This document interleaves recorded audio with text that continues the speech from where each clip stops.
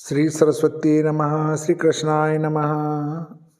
देखिए, आज लग्न सारणी समुच्चय पुस्तक का पहला अध्याय हम पढ़ते हैं।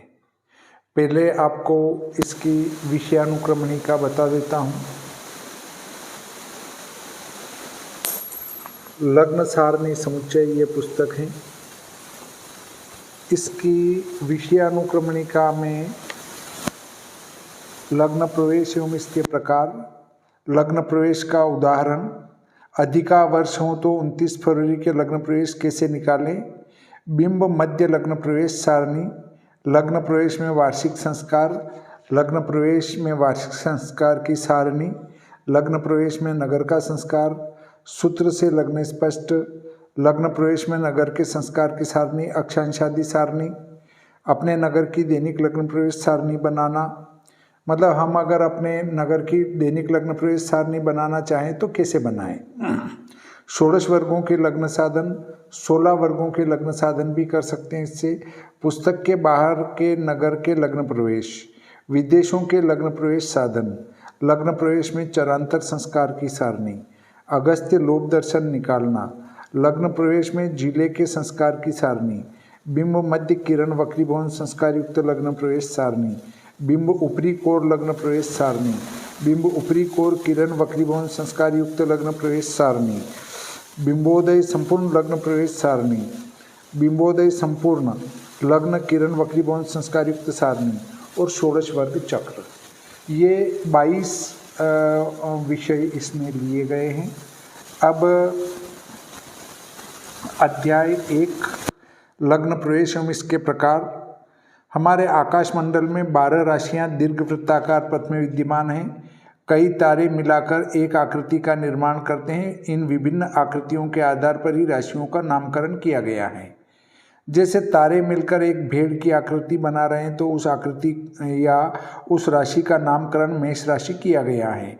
इसी प्रकार वृषभ आदि राशियों का नामकरण किया गया है।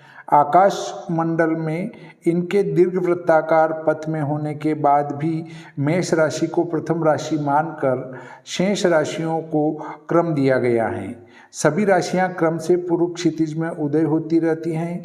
इन राशियों को लंका अर्थात अक्षांश शून्य पर उदय होने में लगने वाले समय को लंकोदय कहते हैं तथा अपने नगर में उदय होने में लगने वाले समय को स्वदेशोदय समय कहते हैं। आपके नगर के स्वदेशोदय लग्न प्रवेश में नगर के संस्कार की सारणी अक्षांशादि सारणी में देख सकते हैं। इनका उपयोग गणित से लग्न साधन में किया जाता है। एक राशि संपूर्ण उदय हो चुकी होती है तो दूसरी राशि का उदय होना प्रारंभ होता है। राशि के इसी उदय होने के प्रारंभ को लग्न प्रवेश तथा जब राशि संपूर्ण उदय हो चुकी होती हैं तो दूसरे लग्न का प्रवेश काल प्रारंभ हो जाता है। आगे के पृष्ठों में दी गई लग्न प्रवेश सारणी से लग्न प्रवेश समय निकालेंगे तथा लग्न समाप्ति का समय भी निकालेंगे। लग्न समाप्ति का समय क्या होगा, इसके संबंध में यह कि अगले लग्न प्रवेश का समय ही पूर्व के लग्न का समाप्ति काल भी होगा। मतलब जैसे मेष लग्न प्रवेश हुआ तो वहाँ पर मीन लग्न समाप्त होगा और मेष प्रारंभ हो जाएगा। इसी प्रकार वृषभ लग्न प्रवेश हुआ तो वहाँ मेष लग्न समाप्त हो जाएगा और वृषभ लग्न प्रवेश हो जाएगा। लग्न समाप्ति का समय क्या होगा, इसके संबंध में यह कि अगले लग्न प्रवेश का समय ही पूर्व के लग्न का समाप्ति काल भी होगा। यहाँ दी गई सभी गणित दृश्य पद्धति के आधार पर हैं। वे विद्वान जो सूर्य सिद्धांत, ग्रह लाघव या ब्रह्म सिद्धांत से मिलान करना चाहें तो वह मिलान नहीं हो पाएगा। लग्न निर्धारण के लिए बिंब मध्य लग्न प्रवेश सारणी को या फिर आप दूसरी सारणी को सटीक मानते हैं तो पुस्तक के अंत में उस सारणी को देख सकते हैं। इन सभी सारणियों के सम्मुख माह लिखे हैं। अपने अभिष्ट माह एवं अभिष्ट तारीख वाली सारणी को देखेंगे। बाएं खड़ी लाइन में तारीखें, उसके बाद सभी राशियों के लग्न प्रवेश दिए हैं।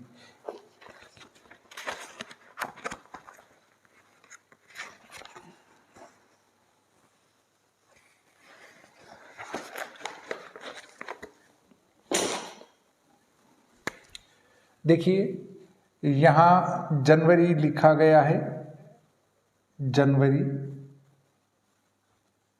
और यहाँ तारीखें हैं 1, 2, 3, 4, 5, यहाँ मेष, वृषभ, मिथुन, कर्क आदि का क्रम लिखा गया है। अब जैसे मेष के सामने जो लिखा गया है वो 1 तारीख और मेष 12/59/10, ये 12/59/10 है। और वृषभ के नीचे जो लिखा गया है वो 14/38/32 है, 14/38/32। इसका अर्थ है कि मेष लग्न प्रवेश यहाँ से होगा और यहाँ से वृषभ लग्न प्रवेश होगा। तो मेष लग्न यहाँ से चलकर यहाँ समाप्त हो जाएगा। ये मेष लग्न का समाप्ति काल भी है और वृषभ लग्न का प्रवेश काल है। ये तारीख के सामने लिखा गया है। इसमें कोई गणित समझने जैसी बात नहीं दिखती है मुझे। शायद ये लग्न प्रवेश देखना आपके समझ में आ गया होगा। देखिए, प्रति वर्ष की अगर लग्न प्रवेश सारणियाँ बनाएंगे तो 12 सारणियाँ एक वर्ष की बनती हैं। ऐसे अगर 500 साल की बनाते हैं तो कितनी सारणियाँ बन जाएगी। तो उसका समाधान करते हुए मैंने ऐसा किया कि ये सन 2001 की लग्न प्रवेश सारणियाँ हैं, उसमें वार्षिक संस्कार करेंगे तो ये उस वर्ष की बन जाएगी। अब आगे पढ़ के बताता हूँ मैं आपको आगे क्या लिखा गया है। अगले बिंदु पर यदि हम चर्चा करें तो आता है कि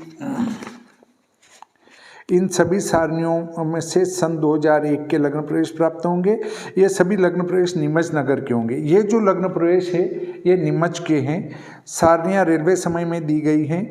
दिन की 12 बजे से रात्रि की 12 बजे तक क्रमशः गिनती हैं, अर्थात रेलवे टाइम में है। दिन के 1 बजे को 13 लिखा है, 2 बजे को 14 लिखा है। इसी प्रकार रात को 12 बजे को 24 लिखा है, 1 बजे को 25 लिखा है, 2 बजे को 26 लिखा है। ये सूर्योदय तक क्रमशः समय चला है। अधिकतम सूर्योदय 7:20 तक होता है नीमच में, तो 31:19 तक का समय आपको इसमें मिलेगा। जैसे ही 7:21 होते हैं तो वो 7:21 लिखे हुए मिलेंगे। उदाहरण के लिए यदि माना 4 जनवरी को प्रातः 5 बजे जन्म हुआ किसी बच्चे का, तो उसको 3 तारीख की लाइन में 29 बजे देखेंगे। वर्तमान के सभी पंचांगों में यही क्रम स्वीकार किया जाता है। जैसे अगर किसी बालक का माना कि 4 जनवरी को प्रातःकाल 5 बजे जन्म हो जाता है, तो वो 3 तारीख की लाइन में 29 बजे देखना पड़ेगा। लग्न प्रवेश के उदाहरण हैं। दिनांक 1/2 जनवरी सन 2001 को रात्रि 1:30 बजे अर्थात 25:30 बजे जन्म हुआ तो लग्न सारणी में देखा तो कन्या लग्न प्राप्त हुआ, क्योंकि कन्या लग्न का प्रवेश 23/18/45 तथा समाप्ति 25/31/52 है। तो 25/31/52 से पहले ही इस बच्चे का जन्म होने से इसका कन्या लग्न रहेगा। उदाहरण 2, दिनांक 4 दिसंबर 2001 को दिन में 4 बजे जन्म हुआ तो इसको लग्न सारणी में देखा तो मेष लग्न प्राप्त हुआ, क्योंकि मेष लग्न का प्रवेश 14/48/56 तथा समाप्ति 16/28/17 है। 4 बजे को हम 16 बजे कहेंगे। हमारा जन्म समय उस लग्न के प्रवेश से समाप्ति के बीच में आता है तो वही लग्न रहेगा। इस प्रकार देखा जावे तो दैनिक लग्न प्रवेश देखना बड़ा ही आसान है और जो भी विद्वान ज्योतिष का कार्य करते हैं वे सभी लग्न प्रवेश को आसानी से देख भी सकते हैं। आपको सिर्फ ध्यान रात्रि में 12 बजे बाद से लगाकर सूर्योदय के मध्य का ही रखना है। प्रत्येक माह में जब संक्रांति बदलती है तो ऐसी स्थिति में लग्न भी एक राशि खिसक जाता है। यह स्थिति प्रत्येक माह की 13 से 19 तारीख के मध्य बनती है। इसके निराकरण के लिए 1 तारीख की वृद्धि करके लिख दी गई है। जैसे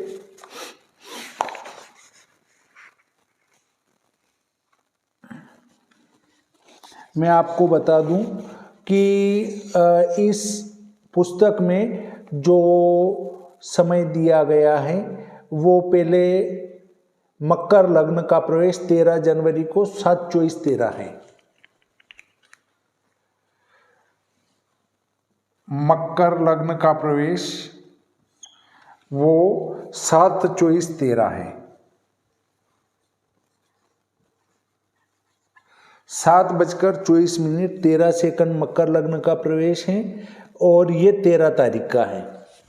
13 तारीख के सामने और मकर की सीध में ये लिखा गया है और 14 तारीख की सीध में सीधा आ जाता है हमारा 31-16-11।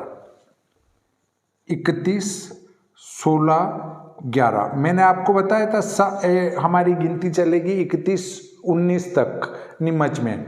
तो देखिए अब बात ये आती है कि 13 तारीख को सुबह का तो ये लग्न प्रवेश हुआ और ये 14 की सीध में ये दिया है, ये लग्न प्रवेश आपका हुआ 15 की सुबह का, 15 की सुबह 7:16:11 का। अब 14 तारीख की सुबह का लग्न प्रवेश हमारे पास नहीं है, तो वो एक नई लाइन यहाँ मैंने बनाई 13-14-14। तो 14 तारीख के सीध में फिर मैंने एक नई लाइन बनाकर 7-20-12 लिखा है। 7-20-12 अर्थात 14 तारीख को सुबह का लग्न प्रवेश 7-20-12 है, 13 का सुबह का 7-24-13 है और 14 को रात्रि 31-16-11 अर्थात 15 का सुबह का लग्न प्रवेश है। फिर 15 के सामने लिखा है वो 16 का लग्न प्रवेश है। तो इस प्रकार से आप समझ सकते हैं कि ये किस प्रकार मैंने इसको सेट किया है। अब इसमें आगे पढ़ते हैं अपन कि आगे क्या दिया है, अगले बिंदु पर चर्चा करें। तो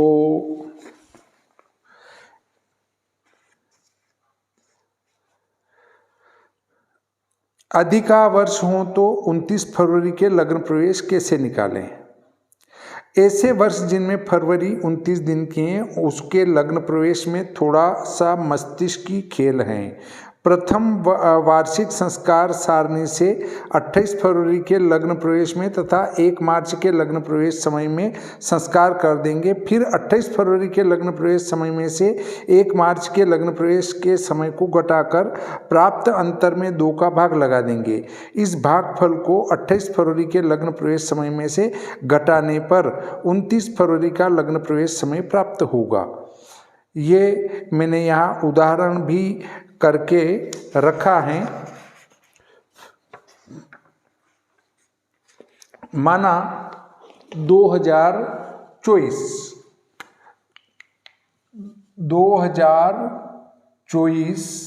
सन में हमको 29 तारीख का लग्न प्रवेश निकालना है। यहाँ हम 29 फरवरी का, तो फरवरी में 28 तारीख का लग्न प्रवेश, 28 फरवरी और 1 मार्च दोनों का मेष लग्न का ले लेते हैं। तो मेष लग्न का प्रवेश दिया है फरवरी में 28 को 9-10-15 7-3-42 9-10-15 और मार्च में 9-6-21 7-3-42 तो वो अप्रैल का है, इसका आएगा 9-6-21।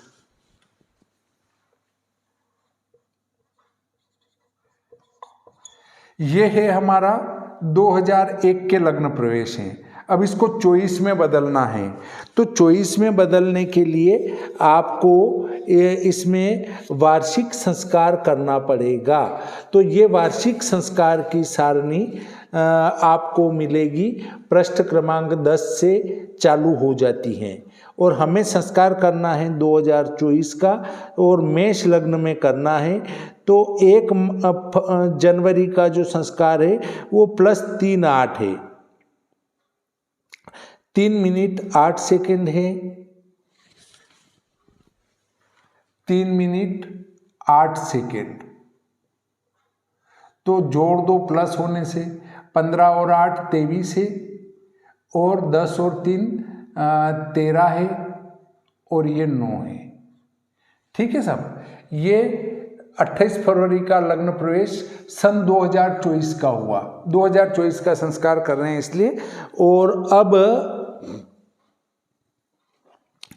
फिर 1 मार्च का है 43 सेकंड माइनस है, -043 1 मार्च में। 11 में से 3 8, और 8 में से 5 गए तो 3, और ये 5।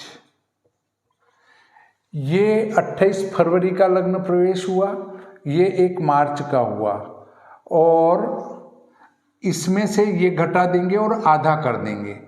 9 13 23,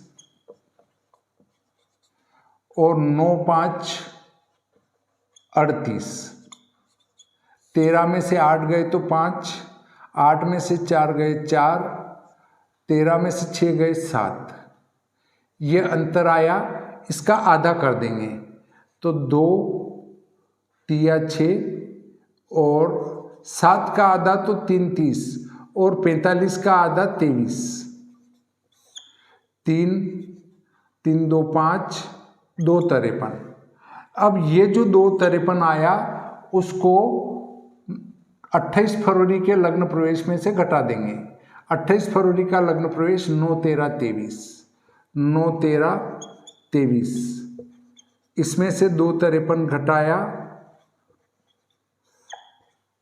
0, 8 में से 5 गए 3, 3 में से 3 गए 0, 9 10 30। तो आपका ये 1 मार्च का, यानी 29 फरवरी का लग्न प्रवेश आया। और आपके पास 28 फरवरी का लग्न प्रवेश ये है ये, और 1 मार्च का लग्न प्रवेश ये है, 29 फरवरी का लग्न प्रवेश भी आपके बन गया। इस प्रकार अब आप कहेंगे ये कौन सी माथापच्ची है? कोई माथापच्ची नहीं है। यदि आपका कोई बच्चा 29 फरवरी को जन्म लेता है तो वहाँ पर इतना माथापच्ची है, बाकी आपके पास कोई रोजाना 29 फरवरी को जन्म लेने वाले नहीं आ रहे हैं, बहुत गिनती में। मतलब 4 साल में जन्म लेने वाले में से 1 साल 365 4 बार जोड़ लो, उनमें से सिर्फ 1 बार जन्म लेने वाला ही बच्चा जो 29 फरवरी का होगा उसके लिए ये करना है, बाकी कुछ करना ही नहीं है। और वैसे भी नहीं करना है यदि वहाँ लग्न प्रवेश नज़दीक नहीं पड़ता हो तो, मतलब लग्न प्रवेश या समाप्ति वहीं हो रही हो जहां उसका जन्म हुआ, तो वहां ये माथापच्ची करना है। नहीं तो आप 28 तारीख या 1 मार्च का देख के ही काम चला सकते हैं। पर ये जो लग्न प्रवेश का समय हुआ ये नीमच का हुआ। अब इसको आपके नगर का बदलना है, उसके लिए हम चर्चा करेंगे अगले वीडियो में। तब तक आप अगले वीडियो का इंतजार कीजिए। आपको मैं पूरी पुस्तक यहीं पर समझा दूंगा ताकि आगे आपको दिक्कत नहीं आए। मेरी पुस्तक खरीदते ही आप उसका सीधा उपयोग चालू कर दें। ऐसा कोई लेखक आपको नहीं मिलेगा जो अपनी पुस्तक ऑनलाइन YouTube पर पढ़ाकर भी बता दे। मैंने विश्व सायन लग्न सारणी लिखी है, विश्व दिनमान सारणी लिखी है, विश्वोपका नयनम लिखी हैं। ये तीनों पुस्तकें मैंने YouTube पर पढ़ाकर बताई हैं। तो आप मेरे उन वीडियो का भी अवलोकन कर सकते हैं जो आपके लिए उपयोगी सिद्ध होंगे। इस प्रकार आज का ये प्रकरण यहीं समाप्त करते हैं। श्री सरस्वती नमः, श्री कृष्णाय नमः।